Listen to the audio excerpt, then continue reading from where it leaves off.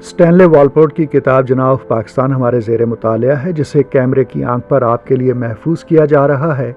इसके पहले बाब का जो हिस्सा आज हम आपके सामने पढ़ेंगे उसका उन्वान है पहली शादी। जब माँ को अपने बेटे के नए सफरी मंसूबा का पता चला तो उसने इस प्रोग्राम के ख़िलाफ़ बहुत शोर मचाया। वह उसे फूफी के साथ बम्बई भेजकर ही गमगीन हो गई थी। अब लंदन का नाम सुनकर उसके होशो हवास उड़ गए। इतना लंबा सफ़र, वो भी तन्हा, और फिर वापसी 2 साल बाद। उसके लिए यह सब कुछ खारिज अज़ इम्कान, नामुमकिन और नाकाबिले बर्दाश्त था। शायद उसके विजदान ने उसे बता दिया था कि नूरे नज़र लंदन चला गया तो दोबारा सूरत देखनी नसीब नहीं होगी। वो कई हफ्ते तक आंसू बहाती, शोर मचाती और ममता की दुहाई देती रही। जब कोई सुनवाई ना हुई तो उसने एक शर्त पर बेटे की जिद और हठ धर्मी के मुकाबले में हार मान ली। वो अपने खूबसूरत और गैर शादीशुदा जवान बेटे को लंदन भेजना ख़तरनाक समझती थी। उसे ये वहम था कि कोई अंग्रेज़ लड़की या मेम उसके लख्ते जिगर को अपने दामे उल्फत का असीर बना लेगी, जो जना पूंजा ख़ानदान के लिए बहुत बड़ा सानहा होगा। इसलिए वलायत जाने से पहले उसकी शादी कर दी जाए तो मैं इसे बखुशी इजाज़त दे दूँगी।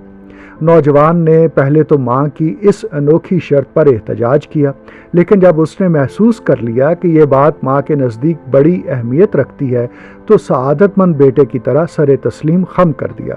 माँ ने पानेली गांव के खोजा बरादरी में 14 साल की एक खूबरू लड़की एमी भाई के वालदैन से बातचीत की और मामला जल्द ही तय पा गया। मंगनी और शादी के जुमला उमूर वालदैन और रिश्ता कराने वालों ने खुद तय किए। मिस्टर जना के मशवरा या राय को कोई दखल हासिल न था। ऐसा ही चंद साल पेशतर नौजवान गांधी के वालदैन ने किया था। 19वीं सदी में लड़के और लड़कियों की 13 से 19 बरस तक की उम्र में शादी कर देने का आम रिवाज था और दुल्हा दुल्हन से इस मामले में शाज ही मशवरा किया जाता था। फातिमा जना की रिवायत है, मिस्टर जना उस वक्त 16 साल के थे। उन्होंने अपनी दुल्हन को बिल्कुल नहीं देखा था। सर से पांव तक फूलों के हारों में लदे हुए वो अपने दादा के घर से बारात का जुलूस लेकर अपने ससुराल गए तो अजीब से लग रहे थे। वहाँ एक 14 साल लड़की कीमती पोशाक पहने दुल्हन बनी बैठी थी। उसके चमकदार जेवर देखने में बहुत खूबसूरत लगते थे। हाथों में मेहंदी, चेहरे पर सुनहरी पत्तियों और इत्र की खुशबू ने उसे वाकई हसीन और पुरकशिश बना दिया था। जना अपनी उम्र और नादीदा दुल्हन के बारे में क्या महसूस कर रहे थे? शायद उनके पास ऐसी बातों के लिए वक्त ही न था।